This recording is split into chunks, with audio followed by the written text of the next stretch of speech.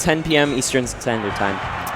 So here we have Captain Fabulous. I know he's a Montreal player on the right.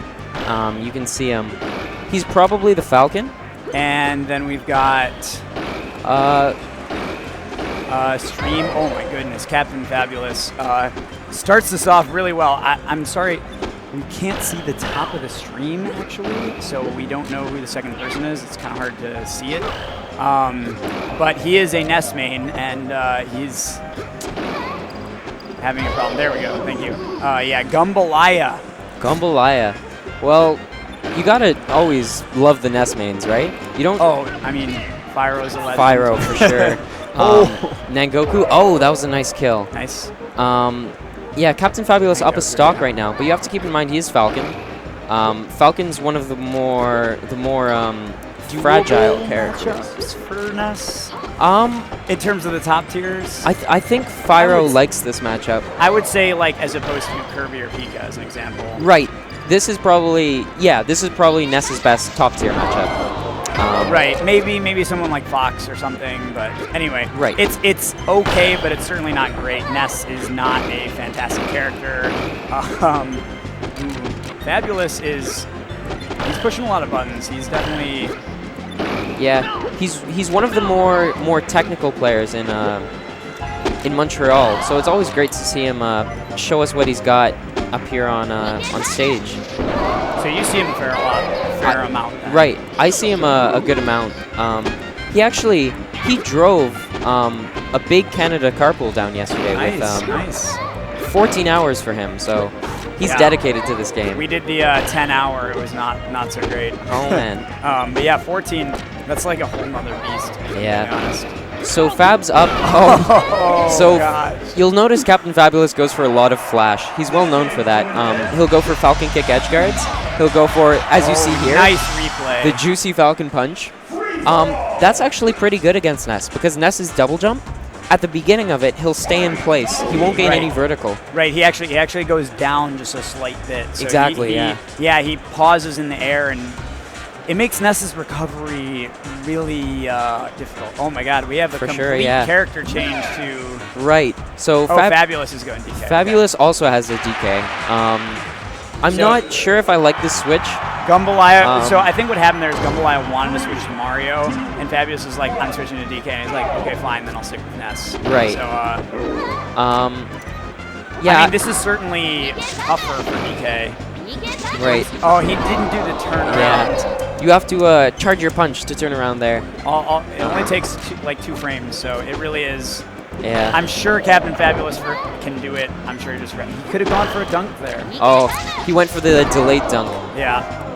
How often does Fabulous play DK? A good amount. He's his secondary. I play a good amount of DK myself, so I love watching me some DK. Yeah, you gotta love the windmill combos, the up air chains. Yeah, windmill for sure. That was a really good up B. For those of you who don't know, Harambe's Justice. Oh my God, it didn't get the turnaround again. Is he just forgetting, or do you think he thinks he can make it back? Or I'm not entirely sure. He might just be going for it. He might just not care about his stocks. Yeah. And he misses the taunt cancel. Just sloppy. Again. Oh, okay. He got it. All right. I like to call the forward air. At least recently we've started calling it Harambe's Justice. Right.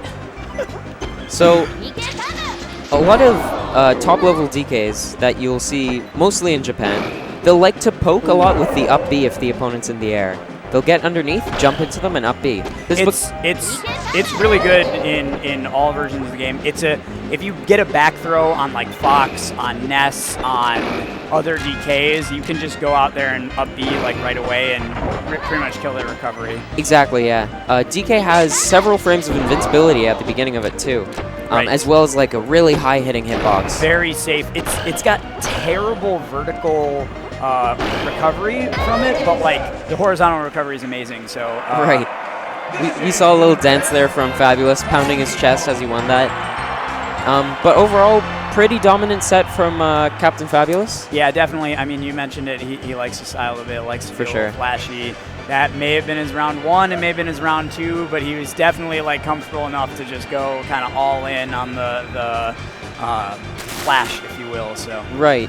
I think Fabulous expects it to make it out of pools. Then again, everyone here does. it is a really rough.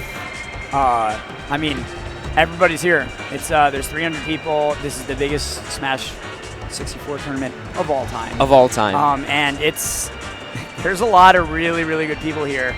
You look at some of the pools and you're like, damn, he's a 4th seed. He could like maybe not make it out. Like one upset away from that person. Yeah. I mean, Fabulous is probably a 3rd.